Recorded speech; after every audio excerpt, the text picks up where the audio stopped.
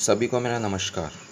मैं भूपेंद्र दशोरा सभी का ऑनलाइन क्लासेज में स्वागत करता हूं। हम अध्याय 2 प्रतिलोम प्रतिफलन पढ़ रहे थे। हमने जो हमारी लास्ट क्लास है उसमें इसका प्रतिलोम का और प्रतिफलन का इसका परिचय पढ़ लिया था। एक बार मैं फिर से आपको कनेक्ट करता हूं। प्रतिलोम यानी किसी भी चीज़ का उल्टा, और उल्टा वर्ड चूँकि 8वीं 9वीं से आप पढ़ते जा रहे हो और 12th क्लास के अंदर हम इसका इंग्लिश वर्जन पढ़ते हैं यानी इन्वर्स। और इन्वर्स को गणित में मैंने कहा था किसी भी संख्या की घात -1 करना उसका इन्वर्स कहलाता है। लेकिन इस अध्याय में हम केवल त्रिकोणमितीय प्रतिफलन के बारे में पढ़ेंगे, यानी हमें साइन, कोस, टेन, कॉट, सेक और कोसेक का ही इन्वर्स पढ़ना है। अब बात ऐसी है कि इन्वर्स के बारे में हमने लास्ट क्लास में देख लिया। मैं ज़्यादा डीप में नहीं जाऊंगा क्योंकि ये हमारे जो पहला वीडियो है उसके अंदर आप देख सकते हो।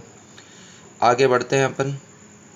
हमने इसके बाद पढ़ा था कक्षा 11 के सूत्र, sign a + b, cos a + b, tan a + b, sin 2a, cos 2a जो भी थे। अब वो सूत्र 11th के थे, हमें 12th क्लास के अंदर उन्हीं का इन्वर्स पढ़ना है। हम ए में एक सूत्र आपको एक्सप्लेन करके बता रहा हूँ। जैसे साइन a + b, हमने पढ़ा था कि यह सूत्र कुछ इस प्रकार से होता है, sine a cos b plus cos a sin b। हमें ये नहीं पढ़ना, ये हमें याद होना चाहिए, लेकिन हमें इस साल जो पढ़ना है वो है इन्वर्स। अब इसका अगर इन्वर्स बनाया जाए तो किस तरह से बनता है आपको सीखना है, क्योंकि मैं आपको एक ही सूत्र का इन्वर्स बताऊंगा, बाकी के आप ऑटोमेटिक मौखिक ही बना पाएंगे अगर आपको ये समझ में आ गया तो। देखें इसका इन्वर्स कैसे बनाते हैं।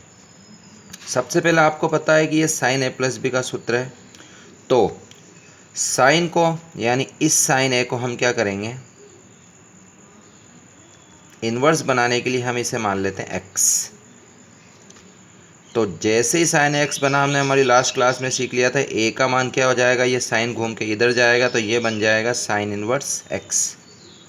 इसी टाइप से साइन b को हम क्या मानेंगे, तो साइन b को माना जाएगा y, तो b क्या हो जाएगा, तो आपके पास आंसर आ जाएगा साइन इन्वर्स y।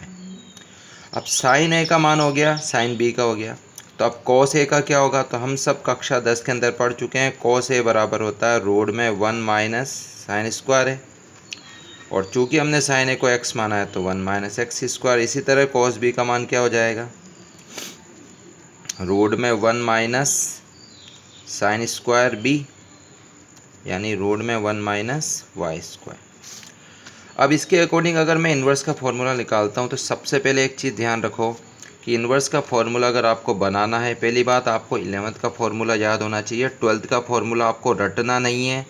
परीक्षा में भी अगर कोई क्वेश्चन आ जाए तो आपको केवल 11th का फॉर्मूला ही मदद करेगा, रटने वाला सक्सेस नहीं हो पाएगा। कैसे, यहाँ पर ये जो साइन लिखा हुआ, हमें ध्यान होना चाहिए कि पहले इक्वल के इधर का हमें बनाना है, और ये साइन घूम के जब इधर जाएगा तो ये बन जाएगा साइन इन्वर्स।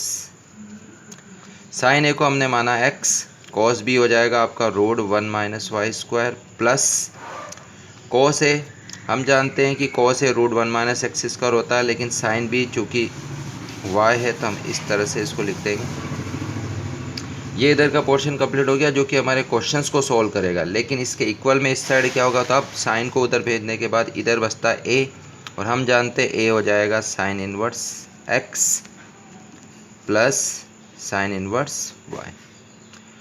ये आपका फॉर्मूला है जो आपको क्वेश्चंस के अंदर यूज़ करना है।